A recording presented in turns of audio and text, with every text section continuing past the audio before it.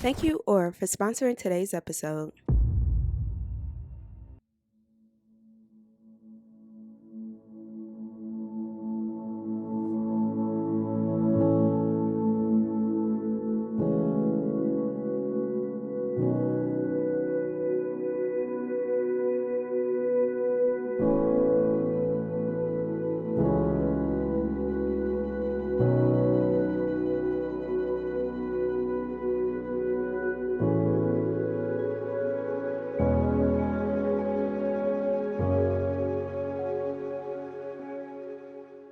A lot of people thought we were twins growing up because we looked more alike than any of our other siblings. But she was a normal girl. She was always into something. Like, she loved makeup, she loved hair, she loved fashion, she loved just being like the center of attention.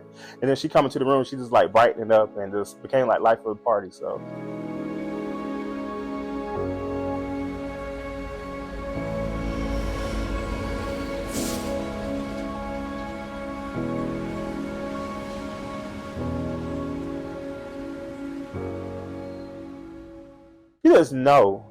you know your sisters, you know your siblings, you know your family members.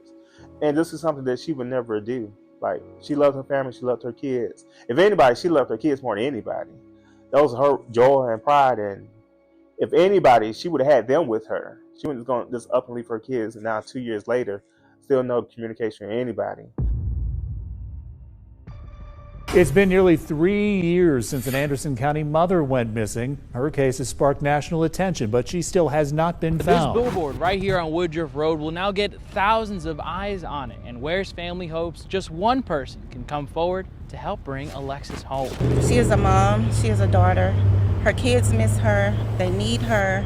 Her mother misses her. We all miss her. Alexis vanished on January 30th after spending the weekend at her mom's house in Johnston, South Carolina. Her mom says one of their last conversations that weekend still haunts her. She told me, "Ma, I feel like I'm being followed." She said that someone in a black truck was following her. She felt like she wouldn't see her 30th birthday. You know, I'm asking her, why did she feel that way?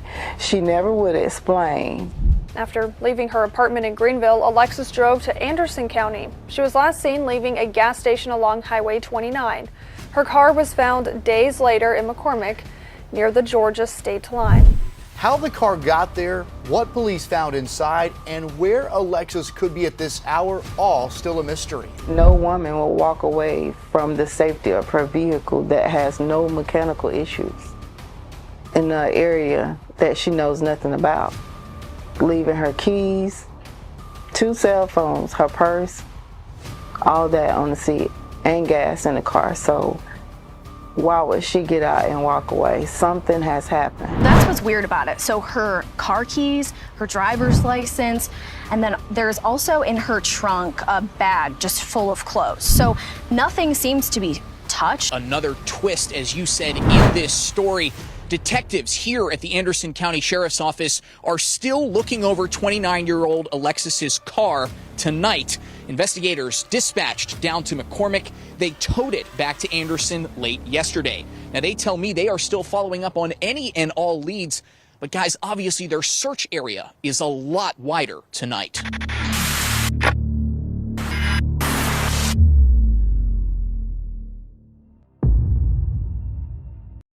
Hey everyone, it's Leah Gordone here. Today I want to talk to you about something really important: protecting your personal information online. Have you ever Googled yourself or a loved one and been shocked about how much personal information is available? I know I have, and it was pretty unsettling. It made me realize how vulnerable we can be online, so I decided to take action. I updated my privacy settings, removed personal information, started using privacy tools, and monitored my online presence. Taking these steps has made me feel more secure and in control of my personal information. Going forward, I'm much more cautious about what I share online. That's why I'm excited to share this video is sponsored by Aura. Aura helps protect your personal information from data breakers and people search sites that can sell your information to identity thieves or scammers. With Aura, you can monitor your personal information, get real-time alerts about suspicious activities, and even see if your data has been exposed in a breach. It's like having your own personal detective, but for your online life.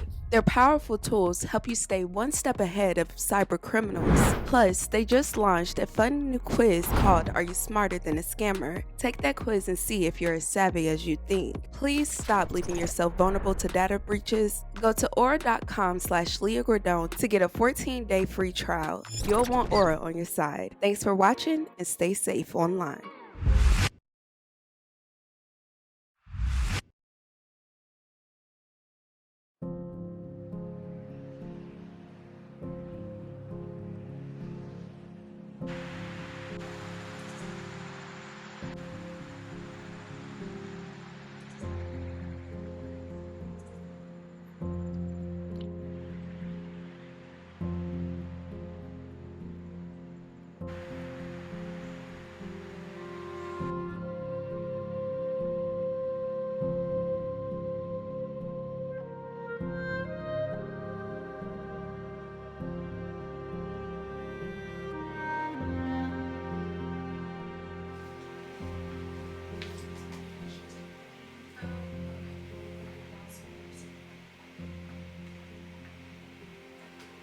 You know, Alexis is my older sister, and the crazy part about it, that's my sister on my dad's side. So it's six of us. It's three girls, three boys, and Alexis is the middle girl, but I'm the middle child.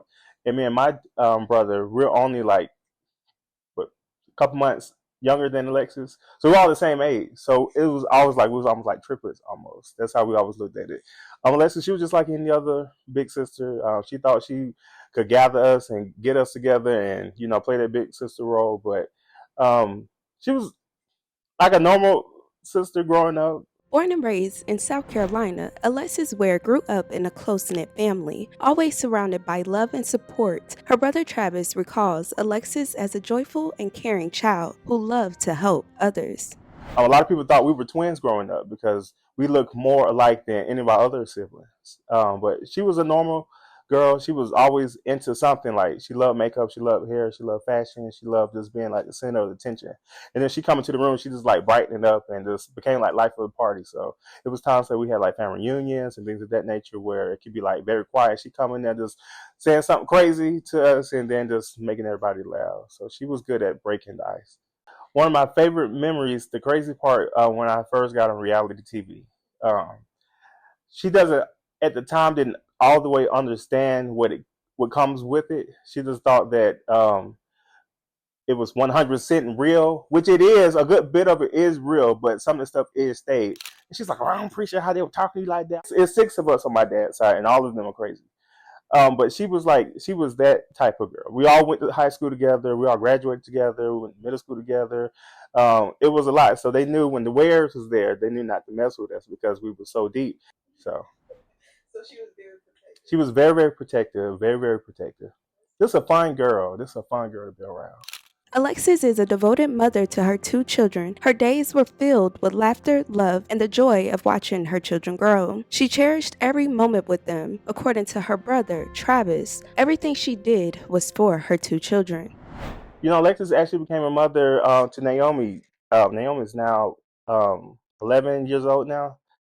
So when we first found out she was pregnant, I was excited because she's a great mom. She loved Naomi. She loves all her kids. JaVale too. But Naomi was very, very special because that was her first child. And you could tell she was overprotective of her, but you could tell that she really, really loved her. She wanted to dress like a Barbie doll. Naomi was growing up, was very, very spoiled. She still is spoiled to this day. But she was just that girl, that mom that, like everywhere you see her, you're going to see her child, you're going to see her kids. Anytime you saw Alexis dressed up, and everybody know how Alexis dressed. you're going to see her kids look as good as she did. Growing up, Alexis developed a passion for fashion and beauty. She loved experimenting with makeup and hairstyles, often practicing on her friends and family. This passion eventually led her to pursue a career as a hairstylist. Alexis' talent and dedication quickly earned her a loyal clientele. Alexis was more than just a hairstylist. She was also a rising influencer on social media. Well, our family actually, there's a lot of entrepreneurs in our family. A lot of us, we were go-getters, we were hustlers. We wanted to like really like break that family generation curse when it came to, because our dad, he worked a regular job. He's a minister. Her mom was a teacher, things of that nature. But we didn't see ourselves doing the traditional 9 to 5. We always saw ourselves like making our own lane. So that was one thing she was very passionate about. She started hair and makeup at a very young age. She always knew how to do hair. That was her first love, and then she started doing makeup, and then before you know it, it just kind of blew up, and she wanted to step into modeling and fashion and things of that nature. And she just started posting pictures, and it started going viral, and a lot of people just started following her, and that's how she really built her clients from Facebook first, and then she branched out to other social media. Alexis didn't think she was going to be a chick from Greenville. She saw herself really making it, really doing it big, and really like coming to Atlanta. That's the crazy part about it. We actually was planning on moving to Atlanta around the same time, and she actually was one of the people that kind of pushed me to come to Atlanta because I was coming here for like TV shows and things of that nature, but I was still living in South Carolina at the time. So when we both was like, hey, we moved to Atlanta, I think we'd be able to do it. I thought this was going to be a good idea. I thought it was going to be great. You know, she could jump on the shows with me, then I can help her out on her stuff and get her acclimated with clients and things of that nature. So she was very passionate about coming here, and she just knew she was going to make it big. So, what happened to the mother of two on January 30th, 2022? A mother who would never leave her children behind? According to her mother, over the weekend spanning January 28th through 30th, Alexis visited her mother's home with her two children. During this visit, she confided in her mother, Alberta, about being followed by someone she referred to as the devil. When she went missing, I was not myself.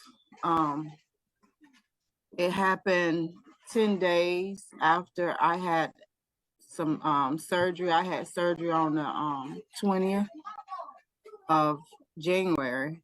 And so, you know, when she was here that weekend, I knew she wasn't in her right frame of mind. She was worried about something happening to her. And so a lot of things took place that weekend that I felt like I dropped the ball on. She was talking about zodiac signs, and she was talking about people following her. And when I think back on it, I feel like all that had done took place, and it played a role in her disappearance. The reason why I say it played a role in her disappearance is because her son's father, it seemed like he tried to create an alibi for himself, told me some of the things that was happening with her was happening to him. I've given Detective Fowler this information, and it's like they don't really believe she's missing. Like she just needed a break from her life. Around this time, Alexis was allegedly going through issues with her son's father, not long after helping pay his $20,000 bond. In a lengthy email sent on January 23, 2022, to her former apartment manager, she detailed the mistreatment she had experienced. Describing him as abusive, domineering, and deceitful, she expressed her fear that being in his presence would result in more harm. Alexis was granted permission to break her lease as she awaited approval for housing in Atlanta. According to reports, she ended her relationship with her son's father in December 2021.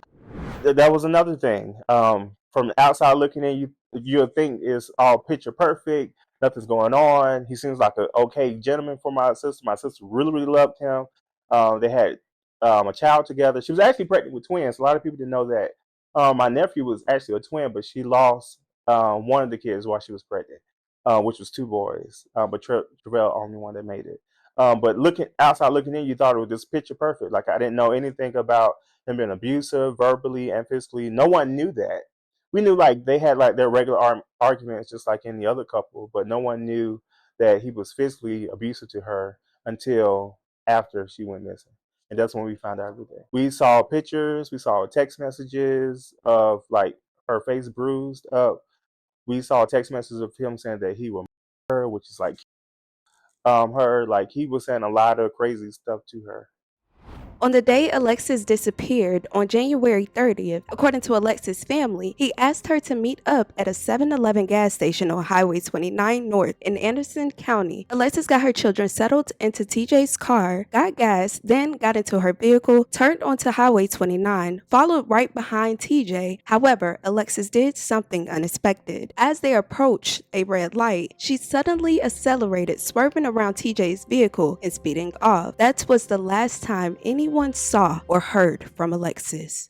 She left here at noon that day and she went home. She said she had to get her daughter situated for school, and she was going to bed. She said, "Ma, I'm just tired. I'm exhausted. I want to go home and get in my own bed."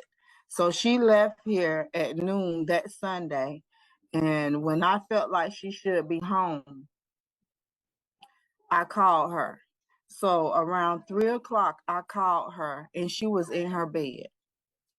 She was in her bed, and that's all I wanted to see. Mm-hmm. I video chat her just to see that she was actually at home in her bed. And I was okay once I saw that she was in her bed. Yes. Then when he called at 7:30 asking me, "Mom, have you talked to Lex?" No, I haven't talked to Lex since she told me she was in her bed, and I could see she was in her bed. I didn't even know Lex had left her house. And he was like, "Well, she said she was coming down there, and I got the kids with me, and she's supposed to been following me over my mama's house." And just that quick, he changed from following him to his mom's house to coming down here. Lex would have told me that she was coming down here, and it didn't make sense that she would have been coming back down here. The next day, it was school day. Her daughter had to go to school. She wouldn't have been coming back down here. I didn't look into what he was saying at that moment, but like people say, what made you change how you felt about him? I said he changed his colors too soon. He went from wanting to talk to me every day on video chat, crying in the phone, talking about this can't be happening to his baby mama. I miss her. I want her back. My son need her, to literally hating me and her and bashing me and her on the internet. So I tell people he changed his colors too soon. All right, so what happened? She dropped the kids off? He called me, what I'm saying? I was at my aunt's house watching the game. She called me, said, "TJ, where you at? I need you to come pick kids up. So I'm about to get by the gas." So I said, "Okay, what I'm saying? How far can you make it?" She said, "I got 3 miles left in the car." So I said, "Try to make it to 7-Eleven on 29. So she was like, "Okay." So she made it. I pulled up, what I'm saying? And I got the kids. And she was like, "Give me a hug." You know what I'm saying? I was like, "Man, you going to your mom?" She said, "I'm going to my mama's house." I said, "Okay." She said, "Well, I'm going to follow you to your mother's house." So got in the car, got the kids or whatever, gave her a hug. She followed me. And then I get on Amity Road to the red light. She speed around me and took off down Anderson Belt Highway. I was calling the phone, seeing where she was at. She went out to the phone. So the day I got the call that she was missing, I was like, "What?" Like my dad called me and I was like, "You talking about she missing?" Like you see that stuff on like the ID channel and things like that you never think is gonna happen to your family. The crazy part, I had just talked to her like maybe a week before, and I could tell something was different about her, but I couldn't like put it on because she has a habit of putting like the best perfect picture face on and a poker face, like everything's good, I'm good, are you good? That's how she like to flip back on you. How are you doing, Travis? How everything's going? She has a habit of flipping it back on you. So when I got the call from my dad, I was like, "She missing." Like that didn't register to me. And I remember I got off the phone. I'm like, I got on social media and I started seeing all these posts, all these tags, and I'm like, "Oh my sister's really missing." And I remember I spoke to her mom, and I ended up calling my dad again to find out exactly what happened. And he told us, and her mom told us that her baby daddy, she allegedly called him, and she's about to run out of gas. Um, he asked her, can she make it to the gas station that's down the street from his family member's house? Mind you, they live in Anderson. Alexis live in Greenville. That's a 45-minute drive. It doesn't make sense to me. My sister always had money. She has Cash App. She has Apple Pay just like anybody else. So that was the first red flag for me. I'm like, okay, why are you using Cash App her if she didn't have the funds? But so anyway, she got to the gas station. We never spoke about the tape publicly because we can't release it. But a lot of things that people did not know is that she actually waited at the gas station for a while until he got there. And we saw the footage of her actually just sitting there waiting. 10, 15 minutes go by waiting. And then he finally gets there. As soon as he gets there, they get out the car, they hug, the kids get in the car. As soon as they're about to drive off, that's when the truck comes and kind of blocks the footage. And according to TJ, her son's father, as soon as they pull off, she sped around him and just dipped off. I personally, and I never said this publicly, I don't believe that. I don't believe that's what exactly happened. In my opinion, I don't think he did anything physically to her, but I do think 100% that he has a lot to do with it. Nonetheless, after Alexis' family did not hear from her, they reported her missing immediately. After Alexis was reported missing, it wasn't long before a lead broke in the case. Alexis' phone pinged at a location in Anderson at 8:35 p.m., this time at an apartment complex in Anderson, which is nowhere near her mother's house. Later that night, a highway camera in Augusta, Georgia, also picked up her car traveling down the freeway. The camera footage was not released to the public, and according to authorities, the footage is unclear, which meant they could not determine if she was driving the vehicle at the time. Many people thought she was going to Georgia for the lottery, but that was debunked by her family. They did catch her car on the traffic cam coming in and out of South Carolina from Georgia, but they couldn't detect if she was actually one driving the car. And they also found her car coming out of Beltwood Apartments, which TJ's cousin lives out there. Leslie doesn't know anybody else besides his cousin that lives out there. We saw the car going in and out twice that night. On February 2nd, 2022, just a few days after she was last seen at the gas station, Alexis' red 2019 Honda Accord was found abandoned and covered in mud in a hunting field in McCormick County, South Carolina. Inside the car, authorities discovered her phone, keys, purse, identification, and a bag of clothes. The car was located about 70 miles from where she was last seen. Oh, we had so many search parties. When her car actually came up, when they found her car in McCormick, it took the police department and whoever else did the search party, it took them like 2 days to come back out to do that. And I'm like, well, her car was already sitting for a couple of days according to the person that found her car. Why are you guys not searching the same day that you found the car? Why are you waiting 2 days after the fact to bring the drones, the dogs, and all these assistance folks to come out and help? Why are you waiting 2 days? That doesn't make sense. And for you to find her stuff outside of her car, like her buying it, you still found her phone, her purse, her cash, money, things are there in her car, but you didn't find any other traces of nobody. You didn't find fingerprints. The only fingerprints they found inside her car was hers.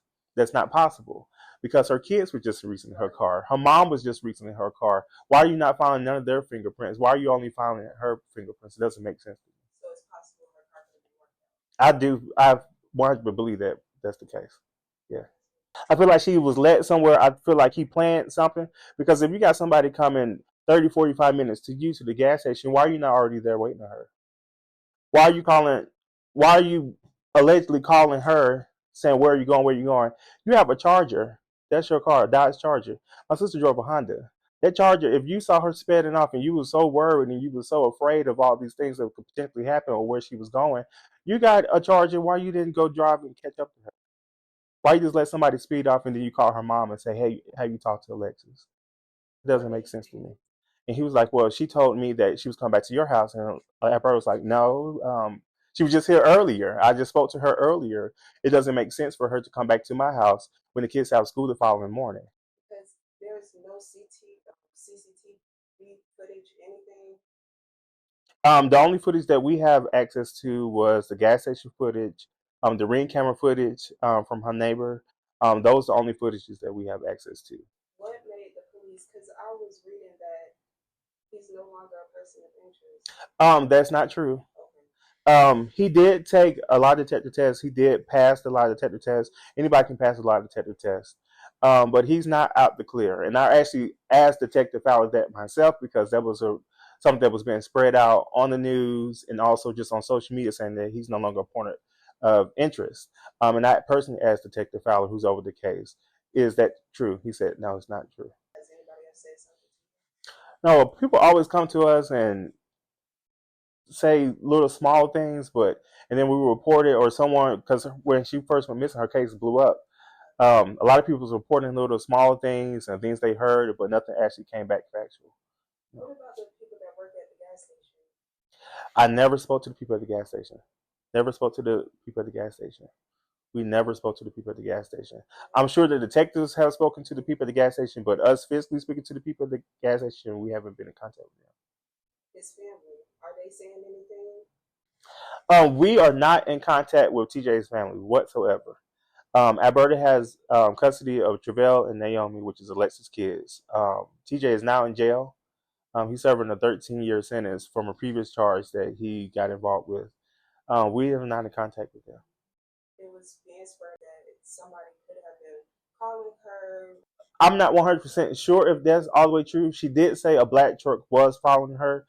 She was a little paranoid about that following her. She told her mom that it was a car following her. That was another reason why she ended up going to her mom's house, staying for those couple of days until she got back comfortable going back to her house. But yeah, according to her mom, there was a black truck following Alexa. Do you think it's anybody from social media?